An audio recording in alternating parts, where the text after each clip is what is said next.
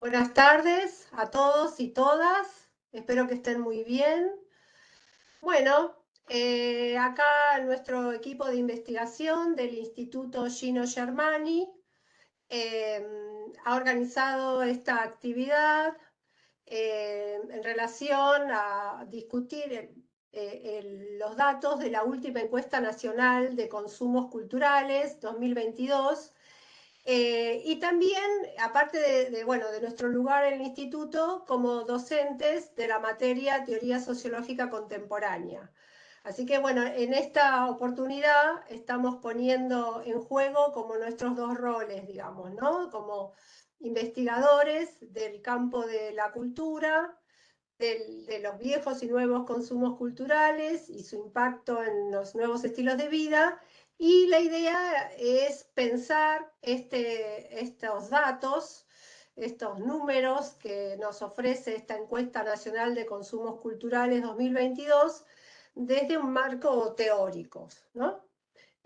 Bueno, con nosotros, conmigo, digamos, bueno, yo soy Ana Worman, trabajo en el Instituto Gino Germani y comparto esta actividad con Carolina Duer, también integrante de nuestro grupo de investigación, que en el Instituto Gino Germani está afincado con el nombre de Transformaciones del Campo Cultural y Clases Medias, y con el doctor Matías Romani, que también es integrante de nuestro equipo de investigación. Hace largos años que venimos trabajando juntos y ya hemos participado todos de varios UBACITs.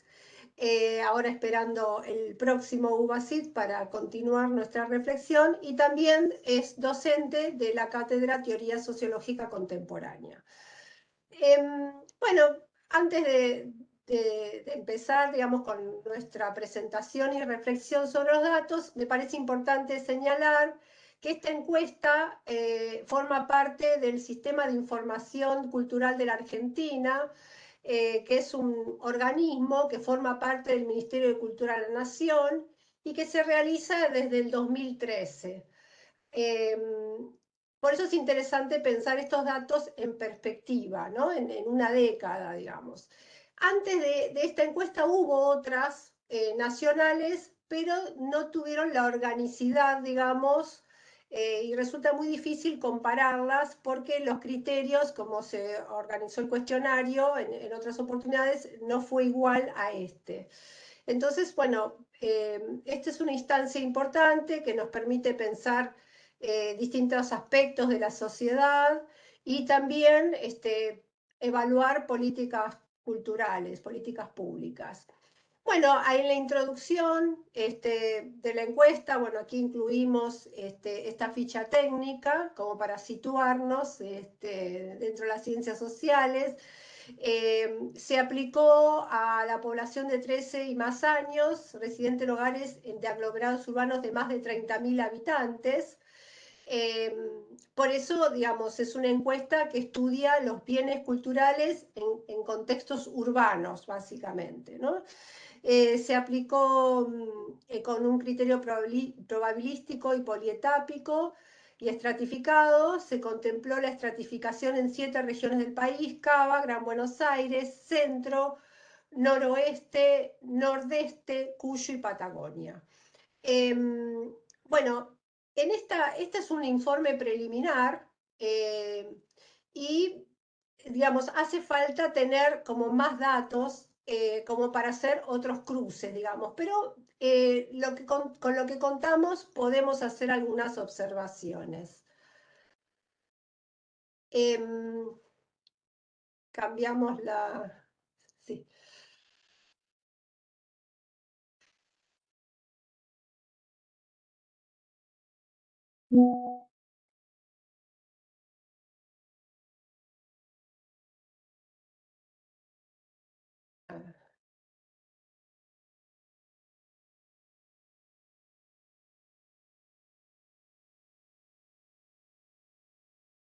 Perdón, no me está... ¿Querés que lo comparta? Ahí está. Bueno, nos parece importante recordar, antes de empezar, con la encuesta, quizás un par de conceptos de Pierre Bourdieu, como para entender de qué estamos hablando cuando hablamos de los consumos culturales.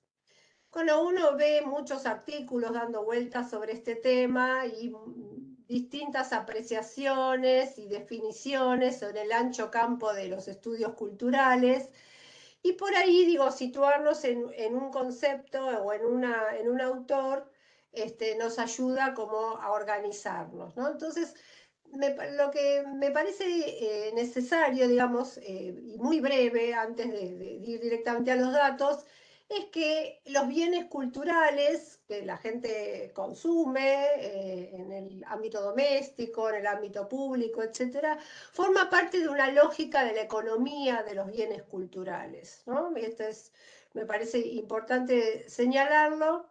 Y por eso también, digamos, desde nuestro lugar de docentes de teoría sociológica contemporánea, es importante pensar a los bienes culturales también en las condiciones en las cuales son producidos tanto los productores como los consumidores de bienes culturales y en qué contexto se forma el gusto.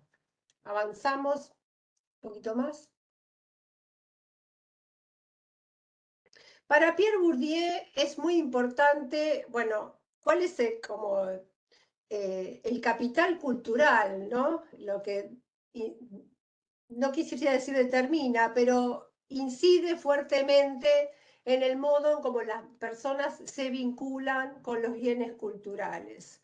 El nivel educativo es una marca fuerte en la definición y en el vínculo que las personas establecen con los bienes culturales. Bueno, yo me voy a centrar, digo, porque la encuesta tiene muchos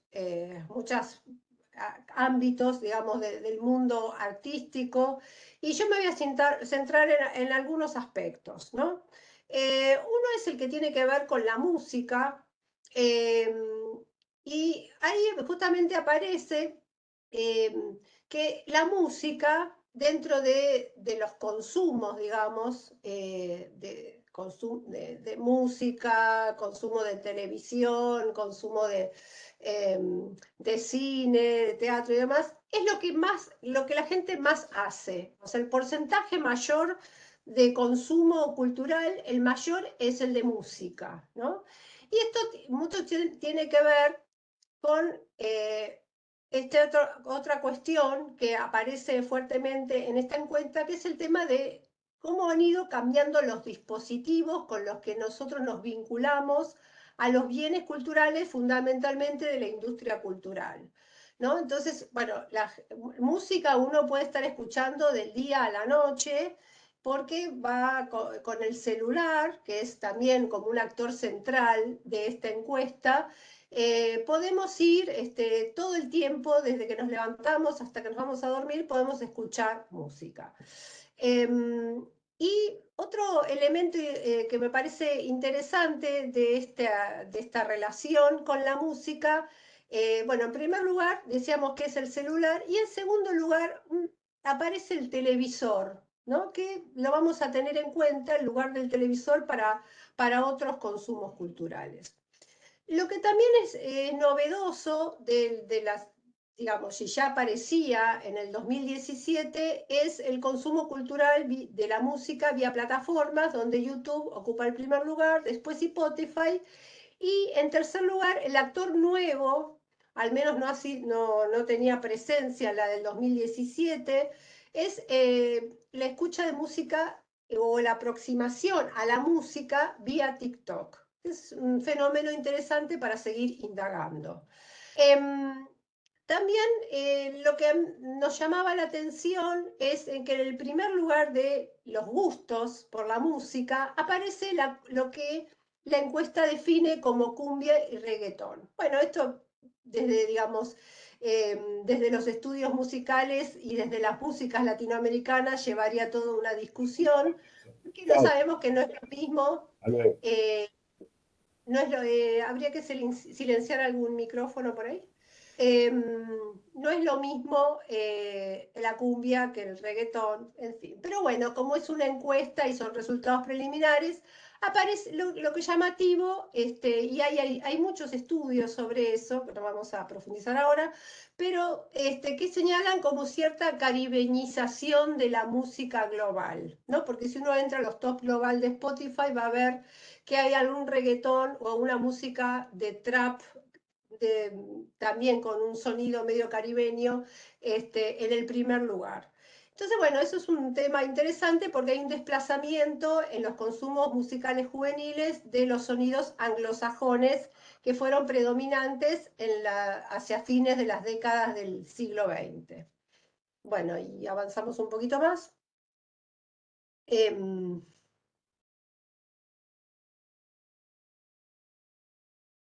bueno,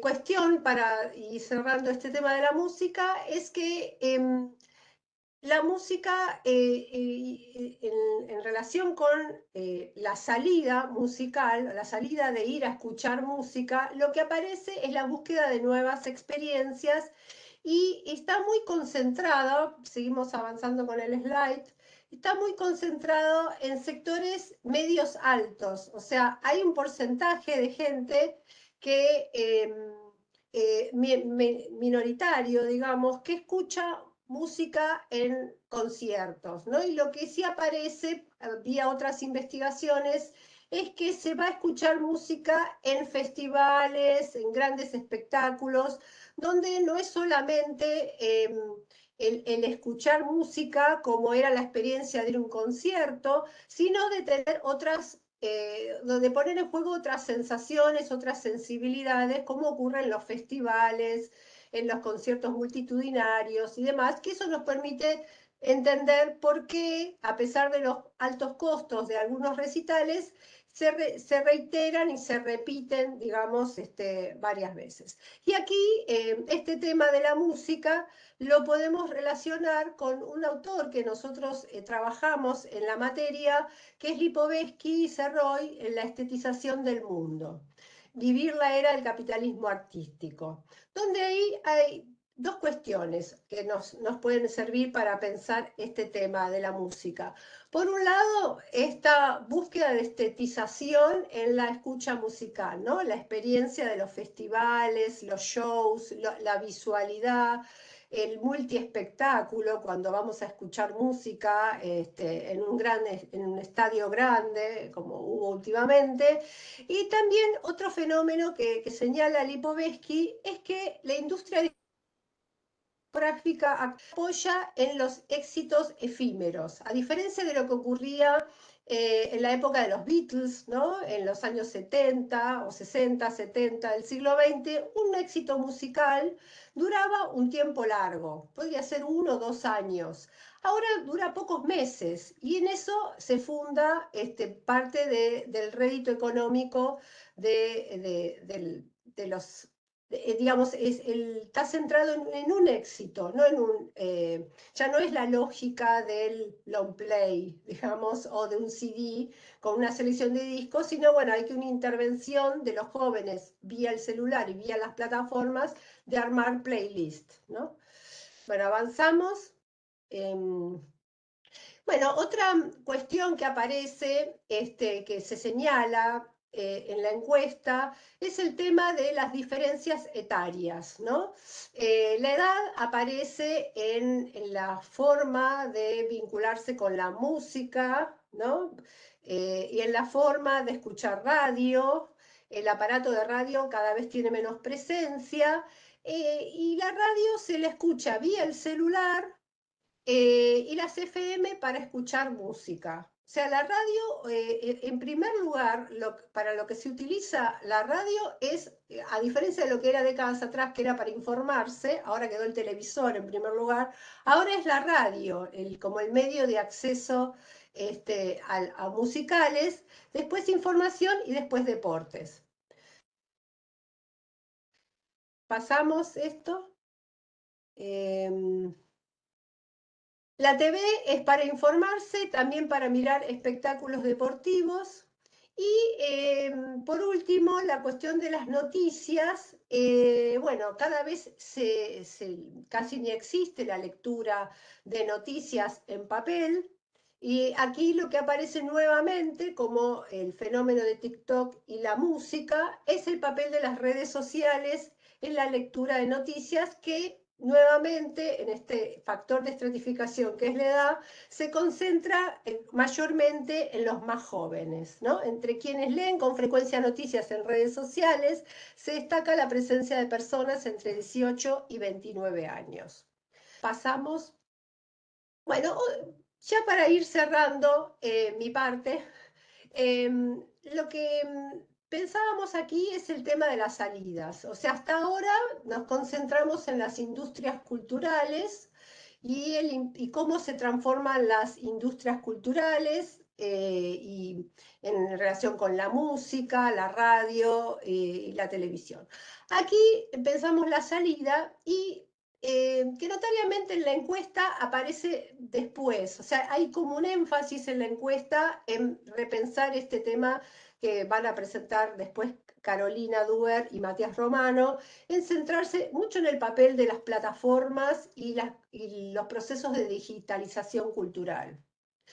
Aquí aparece el tema de las salidas y lo que llama la atención, pasamos, bueno, habíamos mencionado el tema de los festivales y lo que aparece, digamos, en general, es bastante reducida la salida, ¿no? En primer lugar, dentro de donde más se va, y que siempre fue así, fue el cine, pero en un porcentaje mucho menor de lo que era la salida masiva al cine como paseo de clase media para abajo. Ahora es un consumo, como dicen muchas investigaciones y tesis que están circulando, hay una elitización del consumo de cine, porque el cine, como el teatro, como el ir a escuchar música, está asociado con el consumo gastronómico. Y todo eso tiene un costo económico bastante alto. Entonces, en primer lugar aparece el cine, pasamos. En segundo lugar, la música y notablemente pasamos, el teatro es lo que menos se va. Eh, a diferencia justamente también de lo que ocurría en las primeras, si uno diría la primera mitad del siglo XX, la salida al teatro era una salida popular. Los inmigrantes y todas las colectividades tenían sus teatros, y iba mucha gente al teatro. La cantidad de teatros que había en Buenos Aires era muy llamativa, y estudios sobre eso. Eso fue disminuyendo y también es una práctica que se ha elitizado. Eh, Me llama mucho la atención los motivos por los que la gente va a teatro, que ocurre mucho en ciertos ámbitos artísticos, como que el consumo, o sea, no es algo que genera un público, sino que el público forma parte de su propia comunidad, o sea, van los amigos de los artistas, los que estudian teatro, ¿no? Que ocurre también con el mundo de la danza, con el mundo de la música. Van los amigos, no, no son consumos masivos, son cada vez más minoritarios y concentrados en clases medias altas. Bueno, y para diferenciar, y esto igual lo va a retomar después Matías, esta cuestión del cine, la música, el teatro son consumos de la ciudad de Buenos Aires o de las grandes ciudades, también podríamos pensar Rosario, Córdoba. Como decíamos, es una encuesta preliminar, todavía faltan datos. Pero lo que llama la atención es que en la salida hay una diferenciación con lo que ocurre en el nordeste del país y el noroeste, y donde aparece la salida al espacio público a fiestas populares, exposición de artesanías y fiestas gastronómicas. Así que, bueno, por ahora dejamos, en todo caso, después seguimos. Ah, me faltó el tema de los museos, que lo que sí me llamaba la atención es que había crecido, a diferencia de la salida al cine, la música y el teatro, que fueron disminuyendo, el museo ha ido creciendo. Y quizás, aunque a veces se cuestiona la noche de los museos y dicen cómo la gente va al museo solamente el día de la noche de los museos, sin embargo, parece haber tenido algún impacto en las salidas, Ha crecido la visita al museo. Además, en general, tenemos museos públicos en el país. Hay pocos museos privados, son algunas colecciones de artes visuales, pero en general esos museos son públicos y la salida es muy económica. Entonces, digo, y además está vinculado con el sistema educativo. Los colegios suelen promover la salida al museo. Entonces, bueno, es interesante. eh, Porque, bueno, claro, ahí aparece justamente los adolescentes, son quienes más van al museo, ¿no? Este, Así que, bueno, por ahora yo dejo por acá y le doy lugar a Carolina Duer. Carolina. Bueno, muchas gracias, Ana. Otro aspecto en el que pone la mirada esta encuesta tiene que ver con las prácticas digitales y ahí hay información interesante en relación con el consumo, la práctica de jugar videojuegos. Según esta encuesta, según la edición 2022 de esta encuesta, 1/3 de la población del país juega videojuegos. Y vale la pena husmear un poco qué encontramos adentro de este dato, desagregarlo un poco y evidenciar que es un consumo mucho más presente entre los hombres que entre las mujeres. También prevalece, digamos, el nivel socioeconómico alto, digamos, a mayor nivel socioeconómico, más práctica de videojuegos. Y otra cuestión interesante tiene que ver con que, digamos, se juega más videojuegos entre adolescentes y hay más participación en este consumo entre adolescentes de entre 13 y 17 años.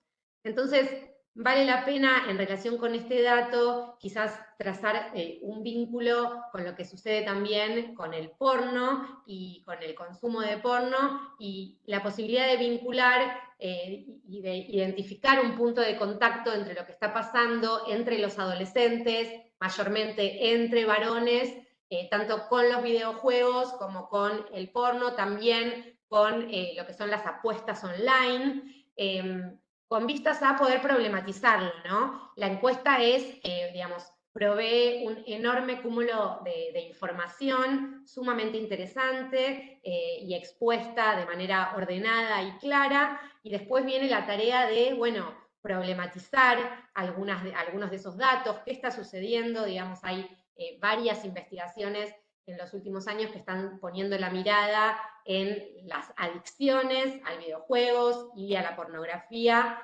entre adolescentes, principalmente hombres, y que tienen este punto en común de dejar la alteridad, digamos, no hay un otro, no hay materialidad, ¿sí? Hay como un interés puesto en la satisfacción inmediata. Entonces, de ahí que, bueno, digamos, es nuestra tarea problematizar, dar como un paso más con estos datos y poder poner la mirada en qué está pasando entre las y los adolescentes y por qué, ¿no? Para también de ahí ver la posibilidad de que se torne incluso materia de política pública y, bueno, y de investigaciones del campo de las ciencias sociales. Eso en cuanto a los videojuegos.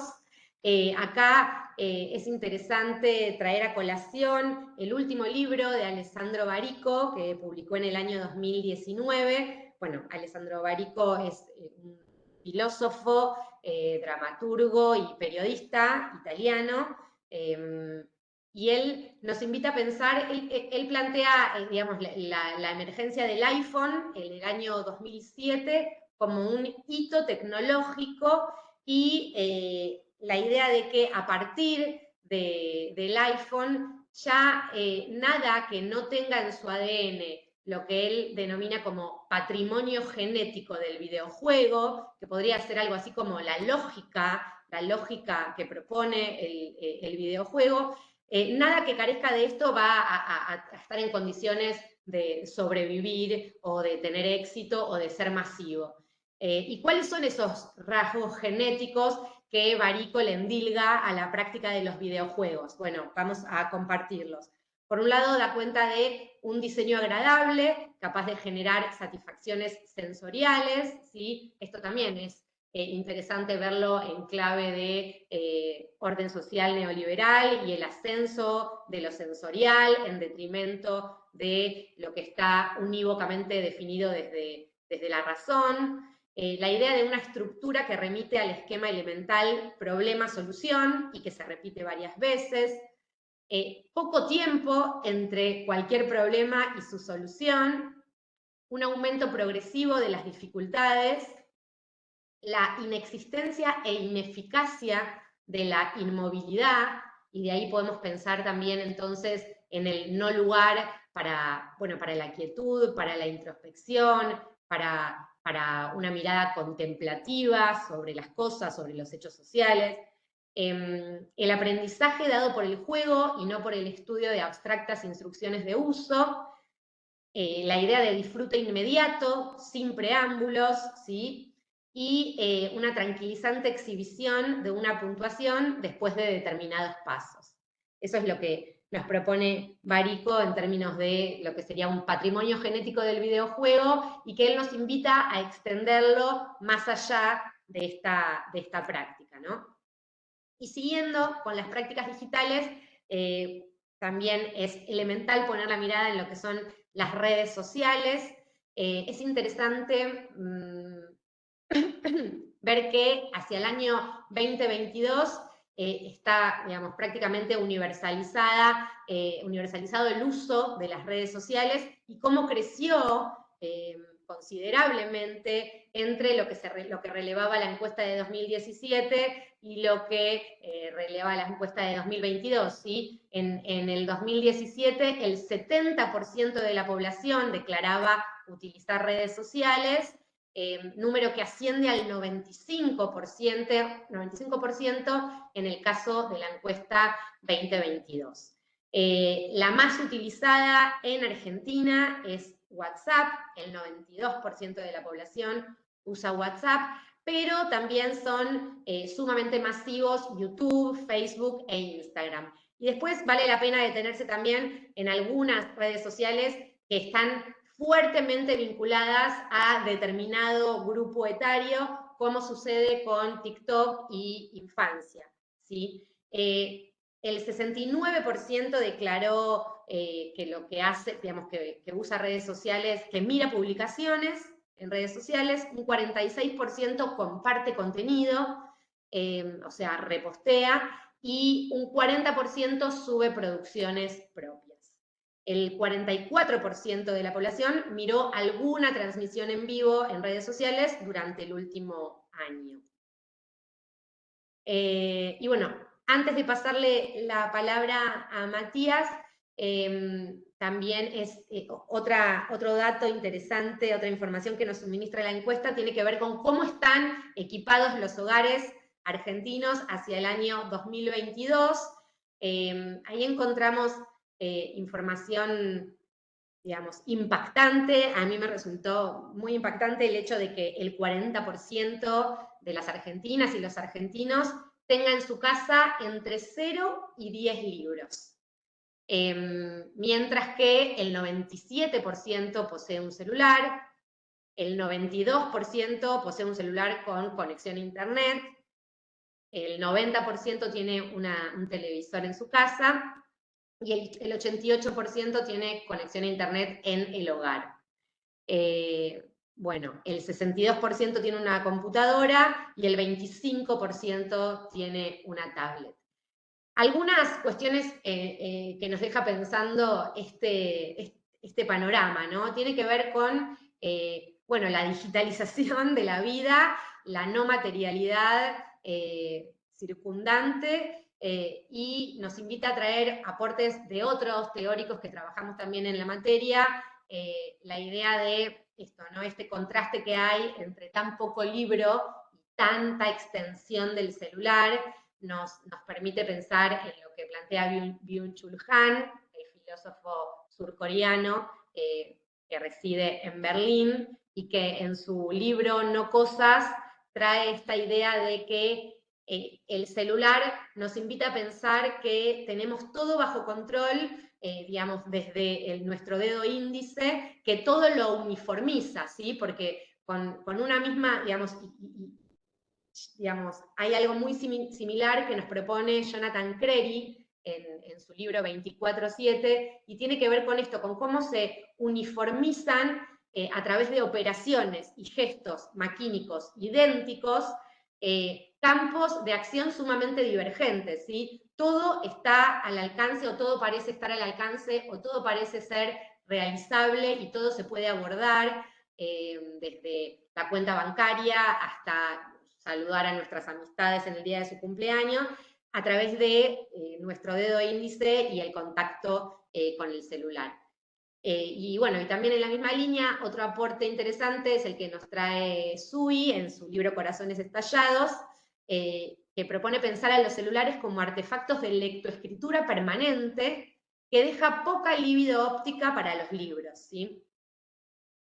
Bueno, ampliando un poco más estos aportes conceptuales, hablábamos de Byung-Chul Han y de lo que nos propone en este libro, que es de 2021, se llama No Cosas, y ahí un poco él nos invita a pensar esta idea de que a partir de la revolución industrial se expandió el paradigma de las cosas, la necesidad de satisfacer deseos a través de la adquisición de objetos materiales, y que ese orden terreno, compuesto de cosas con un formato duradero, progresivamente y aceleradamente se encuentra sustituido por un orden digital, que desmaterializa y descorporeiza el mundo. Entonces así es que a través de la eliminación de lo físico tiene lugar esta transición de la posesión de objetos, de cosas materiales, a el acceso a la experiencia como forma, acceso a experiencias como forma de gratificación. La percepción de la realidad como fuente de estímulos es otra característica de este proceso de digitalización, y esta idea de adaptabilidad a decisiones algorítmicas que quedan cada vez más relegado el campo de acción y de elección de los sujetos, y que lo alejan cada vez más de la posibilidad de cruzarse con cosas que le produzcan rechazo, que no le gusten, ¿sí? Después, también en este libro, Han nos habla de lo que sería la filosofía del smartphone, y ahí da cuenta de una comunicación permanente sin que se esté consolidando ninguna comunidad, una posibilidad de acumular amigos sin encuentro, y bueno, y él, digamos, desarrolla un poquito esto de cómo cada vez resultan más extrañas las llamadas telefónicas y están más extendidos, son más normales los mensajes, y cómo hasta nos resulta disonante, extraño, inmiscuido, cuando nos suena el teléfono y es una llamada. Y en realidad él plantea que la llamada telefónica implica estar disponible, que uno y otro, que las dos personas que se van a comunicar en esa llamada telefónica estén disponibles sincrónicamente. Bueno, el régimen neoliberal que él delinea, digamos, no nos hace dóciles, sino dependientes y adictos, y quiere permanentemente complacernos. ¿Sí? Él también habla mucho de cuáles son las patologías propias de este orden social, y plantea la idea de la depresión como patología característica, porque es un orden social permisivo en el que todo parece estar disponible y depender de nuestra capacidad de emprender, de accionar y de alcanzar lo que queremos. Entonces somos nosotros también los que nos responsabilizamos y nos deprimimos si no logramos lo que queremos. Y bueno, y el último aporte que antes mencionábamos, como para desarrollarlo un poco más, es de Sui, bueno, que es argentino y que escribió en el año 2019 el libro Corazones Estallados. Se trata de Juan Pablo Ringelheim, que en los primeros años, bueno, docente de la carrera de comunicación de esta misma facultad, que en los primeros años firmaba con este seudónimo, y luego dio a conocer, digamos, su verdadera identidad. Y en este libro, Corazones Estallados, él pone también la mirada sobre la socialidad que se instala a través de las redes sociales, y la lógica que impera en esta manera de vincularnos, y da cuenta de que las redes sociales nos están involucrando permanentemente en unidades de sentido que no son lineales, que son fragmentadas, que no forman esto, ¿no? Una progresividad con sentido. La idea de los posteos, de los mensajes, son como fragmentos y estimulan de esta manera la formación de comunidades también, digamos, fragmentadas y efímeras, en torno a una foto o a determinado posteo, donde lo que une, lo que está haciendo de principal lazo es la emoción compartida. Entonces habla de convulsiones emocionales, de un mundo movilizado efímera y estetizadamente en torno a un monotema red que muy rápidamente se ve sucedido por el siguiente monotema red que nos tiene a todos intercambiando hashtag y emociones convulsionadamente. Bueno, esta idea que también va, digamos, aporta a lo que veíamos en la diapo anterior sobre la poca disposición de libros en los hogares. Bueno, Sui viene también a dejar en claro que nunca se leyó tanto como ahora, que la lectura es algo ubicuo, que a través del dispositivo celular, transportable, podemos estar leyendo permanentemente en la parada del colectivo, en la mesa familiar, mientras miramos series, y que estas plataformas de lectoescritura, las más extendidas, como WhatsApp, Facebook, Instagram, suponen una lectura vertical, fragmentada, breve y basada en una reacción emocional sin argumentación. Podemos pasar vertiginosamente de una imagen política dolorosa al casamiento de un conocido, de ahí a la violencia policial en una marcha, y de un meme deportivo a un video de gatitos, a un desgarrador pedido de ayuda ante un caso de violencia de género. Bien, le paso la palabra a Matías entonces. Bueno, espero que se escuche bien. Sí, no sé si estoy en las mejores condiciones técnicas, pero bueno. Gracias antes que nada por la invitación para participar en la actividad. Y bueno, en principio cabe como remarcar el carácter preliminar fundamentalmente del informe, porque si bien los datos son datos que a simple vista hablan por sí mismos, me parece que lo más interesante que nosotros podemos hacer en este contexto es tratar de trazar determinadas hipótesis, tratar de trazar determinadas tentativas o de líneas de trabajo, es decir, tratar de empezar a ver con estos materiales cuáles serían las formas concretas en las cuales podemos abordar la realidad cultural, ¿no?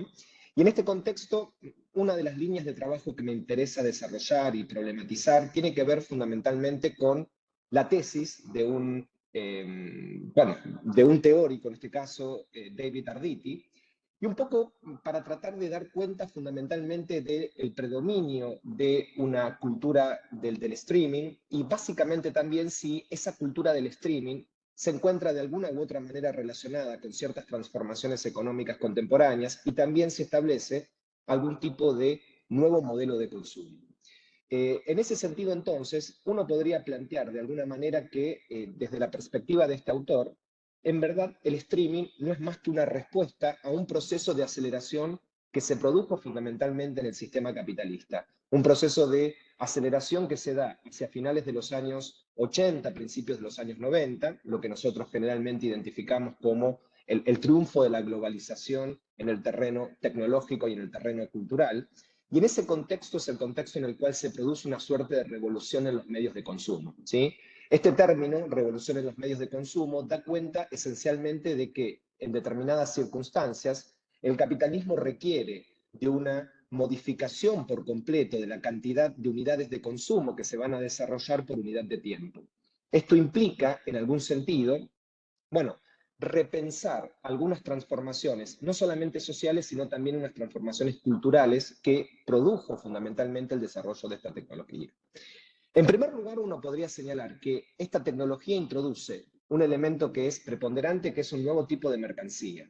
Vamos a hablar de una mercancía cultural que tiene como característica distintiva ser una mercancía que se produce en condiciones de reproductibilidad técnico-digital y que por lo tanto puede difundirse en contexto de streaming. Y esta nueva mercancía, dice Arditi, plantea un nuevo modo de consumo, ¿sí? Un modo de consumo totalmente distinto a las distintas formas de consumo cultural que existieron prácticamente durante el siglo XIX y durante el siglo XX. ¿Cuál sería el rasgo característico de este nuevo modo de consumo? Bueno, el concepto que utiliza Arditi es del consumo como entendiéndolo como un consumo continuo y permanente, ¿sí? Unending consumption, plantea Arditi. Y en ese sentido me interesa a mí traducirlo como una forma de consumo cultural continuo permanente, un poco para repetir la CCCP, ¿sí? Que nos trae alguna reminiscencia típica del siglo XX. Pero la pregunta sería, ¿por qué es continuo en primer lugar? Porque el streaming, en algún sentido, plantea Arditi, nos enfrenta ante la posibilidad de poder consumir más contenidos culturales por unidad de tiempo libre. Algo que, en definitiva, dentro de lo que podríamos nosotros denominar los consumos culturales analógicos, evidentemente planteaba podríamos decir, el obstáculo o las limitaciones de lo que puede ser, por ejemplo, una biblioteca, de lo que puede ser, por ejemplo, una videoteca, lo que puede ser, por ejemplo, en definitiva, bueno, ciertas cuestiones vinculadas básicamente con el espacio y con lo material, algo que Carolina estuvo planteando con anterioridad. Y en segundo lugar, ¿por qué es permanente? Bueno, es permanente porque a medida que va profundizándose esta cultura de streaming, en algún sentido hay una reticencia por parte de los usuarios de una reducción en términos de suscripciones. Y esto es algo que se viene observando claramente en los últimos años, no solamente en esta encuesta, sino también en otras encuestas que hemos hecho dentro del grupo de investigación, donde la tendencia claramente es al aumento en la cantidad de suscripciones que tienen los distintos usuarios. Es decir, ya no es una suscripción para consumir contenidos audiovisuales y una suscripción para consumir, por ejemplo, música, sino que se van de alguna u otra manera aumentando y acumulando los niveles de suscripciones que se puede producir. En ese sentido, entonces, uno podría señalar que no solamente cambian las condiciones materiales para el consumo cultural, sino también, evidentemente, los contenidos específicos del consumo cultural, en el sentido de producir una suerte de desestructuración de la mirada, mirar series como una larga película, el binge watching, ¿sí? Como una forma específica también del carácter podríamos decir, de la lógica del streaming. Y por último, algo que también me parece que está en sintonía con respecto a las presentaciones anteriores, la aparición de un nuevo tipo de atención, más bien dispersa o una atención más bien flotante, ¿sí?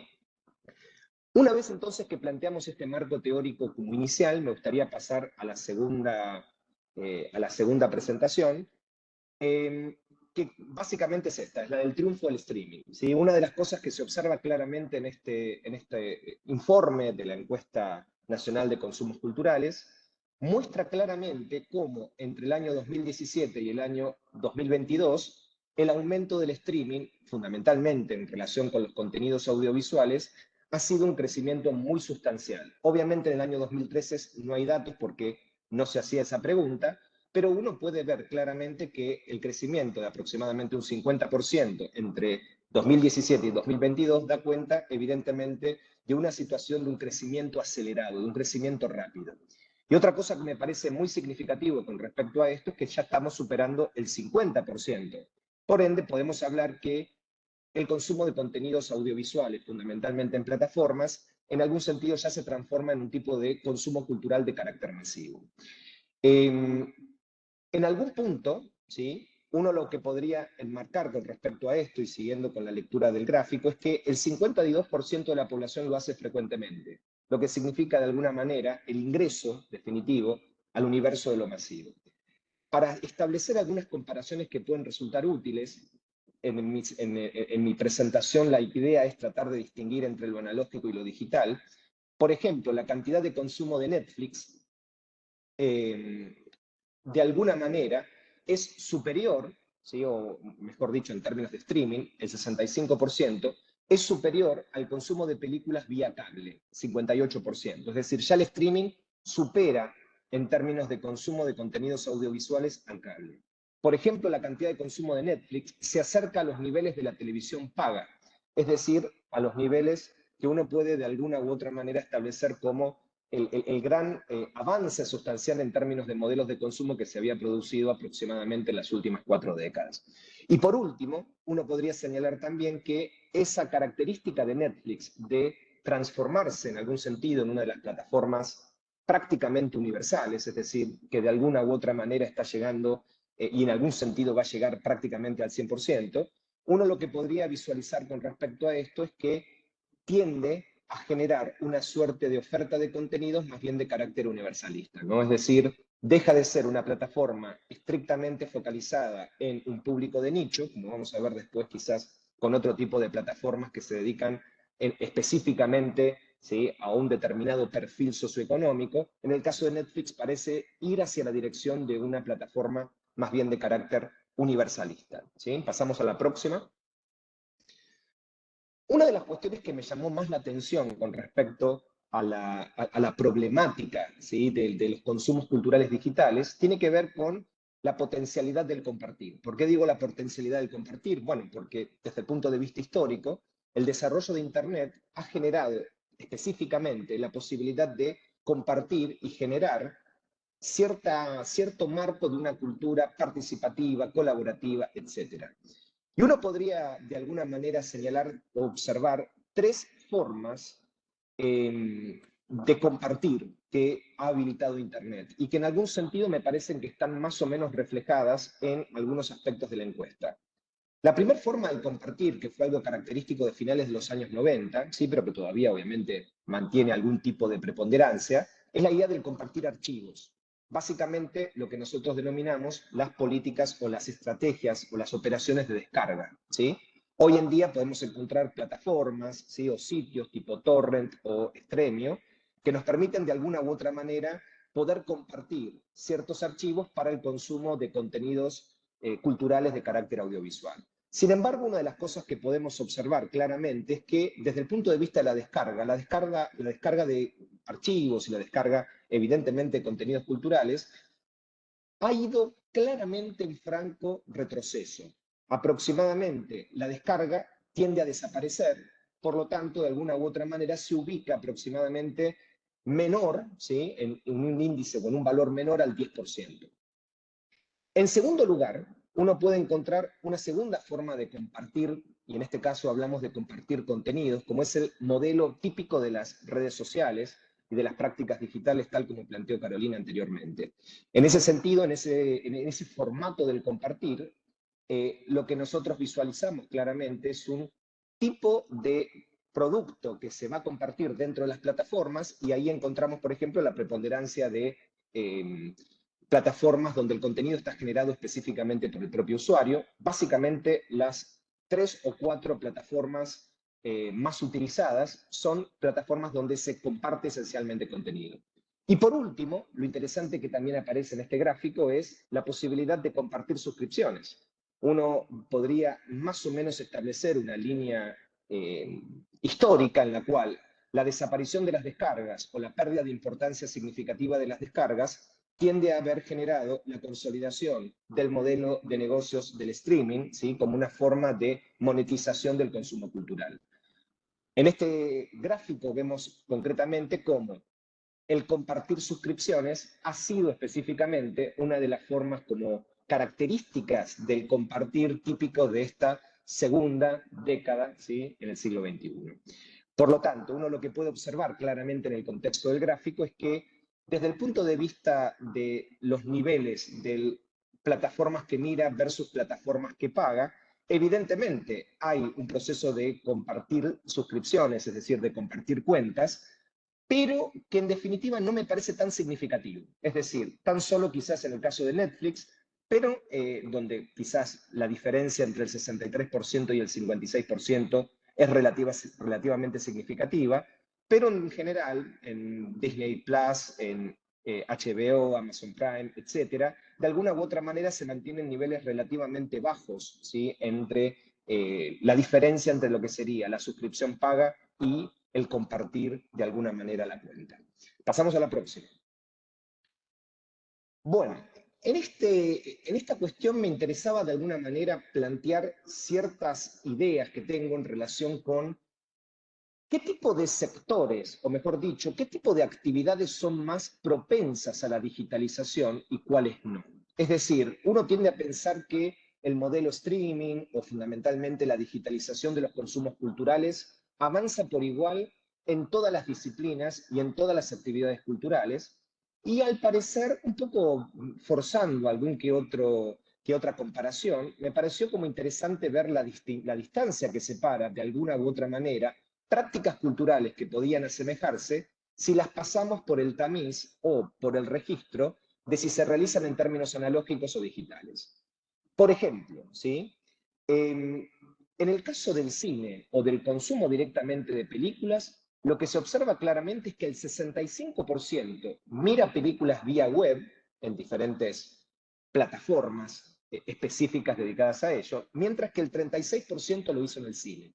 ¿Qué quiero decir con esto? Al parecer el consumo de películas es el que tiene el mayor potencial de digitalización, porque en definitiva hay un consumo mucho mayor en términos digitales, básicamente a partir de plataformas vía streaming, que obviamente la práctica del consumo en el cine, que es evidentemente una actividad, podríamos decir, distinta, pero que de alguna u otra manera llama la atención, al menos en esos valores. En segundo lugar, por ejemplo, la música, que también tiene un potencial de digitalización muy grande. La encuesta dice que el 96% escucha música y el 80% lo hace por Internet. Es decir, el porcentaje de digitalización es relativamente alto, ¿sí? En el caso de la información y el consumo de noticias, el 68% lee noticias y el 54% lo hace por Internet. Es decir, de alguna u otra manera también las noticias y el consumo de información es un rango o es un ámbito potencialmente digitalizable. En cambio, a partir de TV y más abajo, vamos a ver que en definitiva el potencial de digitalización es cada vez menor. Por ejemplo, en el caso de la TV, el 77% mira programas de TV a la hora en la que son emitidos, mientras que el 34%, es decir, de alguna u otra manera menos de la mitad, lo hace a través de páginas web o aplicaciones. Es decir, el consumo de TV sigue teniendo de alguna u otra manera una preponderancia de un consumo cultural de carácter tradicional. Por último, la radio, el 67% escucha radio y el 27% lo hace por Internet. Es decir, prácticamente hablamos de un tercio de ese 67%. Y por último, quizás la industria con menor, podríamos señalar en este caso, potencial digitalizable, son los libros. El 51% lee libros y el 20% son libros digitales. Es decir, de alguna u otra manera, en TV, en radio y en libros, evidentemente, al parecer, existen determinados obstáculos que de alguna u otra manera impiden esa transformación de un consumo cultural tradicional a un consumo cultural digital. ¿Sí? Bien, pasemos a la última.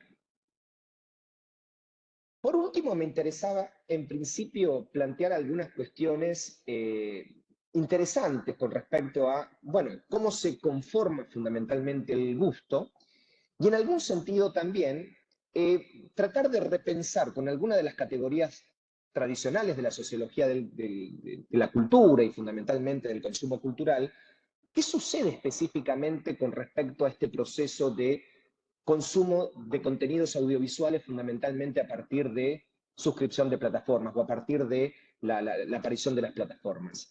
Y en ese contexto, uno debería repensar algunas cuestiones muy significativas, al menos por este dato. El dato importante es que los motivos de elección de los contenidos audiovisuales directamente asociados a la plataforma parecen estar vinculados en principio a partir del procedimiento de los algoritmos. Esta suerte de algoritmización de la oferta que plantea la encuesta. Eso me llevó a pensar algunas cuestiones que podrían llegar a ser útiles, ¿sí?, como para revisar las categorías tradicionales y las categorías clásicas de la sociología de la cultura. ¿Por qué digo esto? Porque el mundo del gusto es básicamente el universo de la elección cultural. De ahí que, por ejemplo, la teoría de Pierre Bourdieu plantea necesariamente que la elección cultural, de alguna forma, responde a la existencia de capital dentro de la sociedad. Cuando decimos capital, en términos de Bourdieu, estamos hablando fundamentalmente, al menos de un texto que estoy trabajando que corresponde con el año 1986, ¿sí? Que se llama Las formas del capital. Bourdieu establece tres tipos de capital, que sería el capital económico, el capital cultural y el capital social. Y señala algo que me parece que es sumamente interesante, que el capital es lo que genera de alguna u otra manera que no exista azar en la sociedad. ¿Por qué digo esto? Bueno, porque en definitiva, la aparición del capital lo que genera es una suerte de inercia social. Una inercia social que de alguna manera está determinada, ¿sí? Determinada, conducida, impulsada, etcétera, fundamentalmente en el marco de instituciones y de disposiciones. Por ende, en la generación y la reproducción del gusto influyen una serie de instituciones, pensemos la familia y la escuela, pero también una serie de disposiciones biográficas asociadas con las trayectorias. De ahí que es muy importante en la concepción de Bourdieu el concepto de formación cultural. La formación cultural es el proceso mediante el cual un individuo va adquiriendo progresivamente, en ese sentido, el capital cultural y por lo tanto de alguna manera va delineando en principio su gusto. Entonces, la pregunta de alguna manera que se me ocurre, al menos para pensar, no tanto para resolverlo en este contexto, es, en principio, ¿el algoritmo puede leerse como un trabajo cultural, como un trabajo acumulado? ¿Sí? En ese sentido, si es un trabajo acumulado, en este caso estaríamos hablando de una desposesión del consumidor cultural, es decir, ese trabajo cultural que históricamente debería realizar el consumidor cultural en términos de formación, en términos de aprendizaje, en términos de conocimiento de las características y de las categorías de un campo.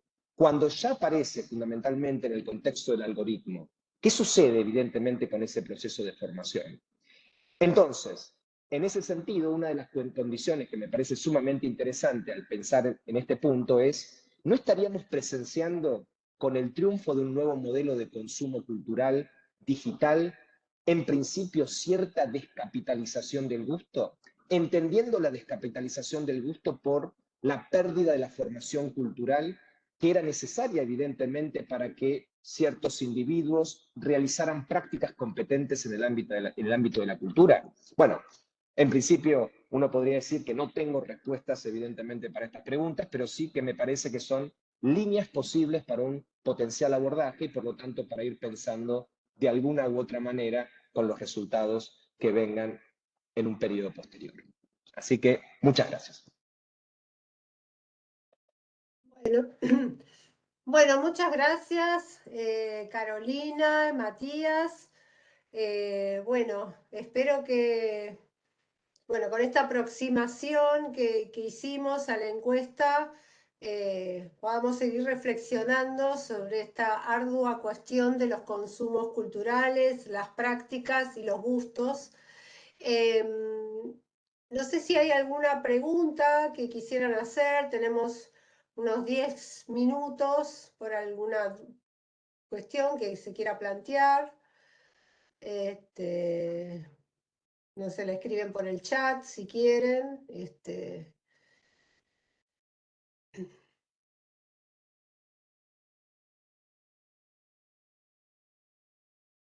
Bueno, acá en los comentarios, Walter Marcote nos dice muy buena exposición, estimados. Muchas gracias, Walter. Acá Walter Marcote pregunta, ¿qué es la libido óptica? ¿Este es un concepto que vos planteaste, Matías? ¿O sí? No, me parece que fue Caro cuando Fue Caro, hablaba Caro. sobre el Ah, sí, celular. sí, sobre el celular. Sí. Es verdad, en relación a la desconcentración y esto. Claro, tiene que ver con que tanto estímulo sensorial fragmentado a través de las redes sociales y a través de los dispositivos celulares y de las pantallas dejan poca libido, o sea, poca energía o poco lugar al deseo de ir y encontrarse con un libro, poco espacio en ese sentido, Walter. Muchas gracias. Una pregunta. ¿Van a dejar la clase esta grabada en algún lado para poder verla? Yo tengo ahora un seminario que empieza en 1 minuto. Sí, sí, la idea de esto es justamente que quede grabado, estamos grabando justamente, y que quede grabado para el Instituto Gino Germani y se va a ser subido a la plataforma, ya que hablamos de plataformas, del Gino Germani, y allí donde pueden encontrar otros videos también. Em, y bueno, van a encontrar este video justamente de esta reflexión y análisis de esta encuesta. Así que sí, Muchas gracias. no, gracias a vos por participar.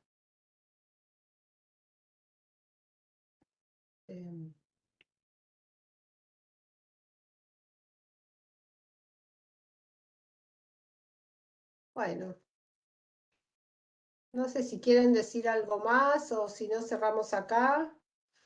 A mí personalmente me pareció un ejercicio muy estimulante tomar estos datos que al principio parecen como muy simples, porque efectivamente, como decíamos, es un informe preliminar, todavía falta hacer varios cruces, analizar por regiones, por niveles socioeconómicos, por edades. Hay algunas cuestiones que hemos señalado, pero falta efectivamente más cruces y pensar más otras cosas. Pero sí podemos abordar justamente, bueno, lo que intentamos a través de las nuevas prácticas, el impacto de los nuevos dispositivos, nuevas formas cognitivas también, hay como un cambio cognitivo, ¿no? Y otras que esto, bueno, incide en la cuestión cultural, en la cuestión subjetiva, se tiene múltiples aspectos para pensar, ¿no? Así que, bueno, si no hay más preguntas, apostaremos a nuestra audiencia digital.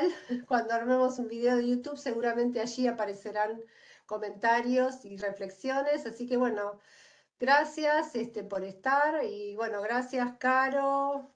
Gracias, Matías. Y, bueno, me encantó haber hecho esta actividad. Bueno, Gracias a todos. gracias. Bueno, hasta luego. Voy a detener la grabación. Chao. Dale, chao, chao.